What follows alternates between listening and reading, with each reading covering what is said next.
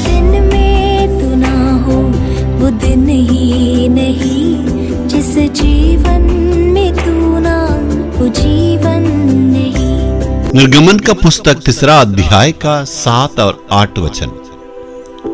फिर यहोवा ने कहा, मैंने आपकी प्रजा के लोग जो मिस्र में हैं उनके दुख को निश्चय देखा है, और उनकी जो चिल्लाहट परिश्रम करने वालों के कारण होती है उसको भी मैंने सुना है, और उनकी पीड़ा पर मैंने चित्त लगाया है। इसलिए अब मैं उतर आया हूं कि उन्हें मिस्रियों के वश में से छुड़ाऊं और उस देश से निकालकर एक अच्छे और बड़े देश में, जिसमें दूध और मधु की धारा बहती है, अर्थात कनानी, हित्ती, एमोरी, परिज्जी, हिब्बी और यसूबी लोगों के स्थान में पहुंचाऊंगा। प्रभु की स्तुति हो। मूसा यहाँ पर पहाड़ में, जंगल में है। 40 साल वो भेड़ों को चरा रहा है। मिस्र में अच्छा पढ़ा लिखा एक जवान था, सारे कला में निपुणता, एक सूरवीर था, लेकिन अभी बकरी चरा रहा है, सभी बातों को भूल गया, एकांत में है, उनको दुख को सुनने वाला कोई नहीं है। निराश होके वो ये नहीं जानता ये परमेश्वर का पर्वत है।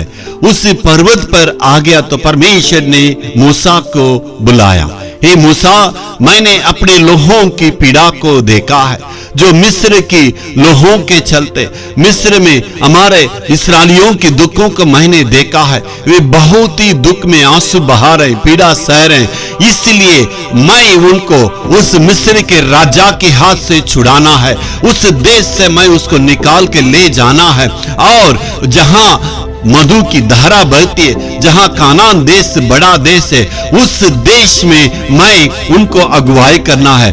उसे छुड़ाने के लिए मैं तुम्हें चुन लिया हूं। तो मूसा को परमेश्वर ने बात करने के बाद, मूसा इतना बहाना बहा रहा, मैं कुछ नहीं जानता हूं, मैं बोलना नहीं जानता हूं, मैं जाना नहीं चाहता हूं। मूसा इतनी बहाना कह रहा है,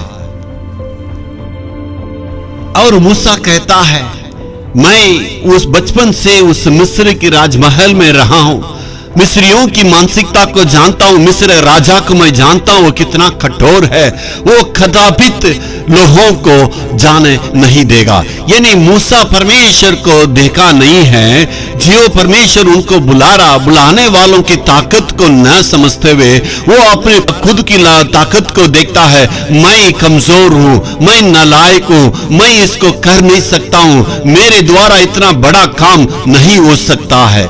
मेरे प्यारों, अनेक बार हम भी यही कहते हैं, परमेश्वर ने जो सेवा दी है, परमेश्वर ने जो जिम्मेवारी दी है, परमेश्वर ने जो परिवार दी है, परमेश्वर ने जो काम दी है, मैं खुद के बल से नहीं कर सकता हूं, ये मेरे लिए ये बोझ बड़ा है, मैं आगे बढ़ नहीं सकता हूं, ये सेवा मेरे लिए कठिन है, ये परिवार मेरे लिए कठिन है, ये पढ़ाई मेरे लिए कठिन है, ऐसे ही कहते हैं। लेकिन परमेश्वर की ताकत से, परमेश्वर की सहारा में रहेंगे तो सभी चीजें मुमकिन है, सब संभव हो सकता है। Hallelujah, hallelujah.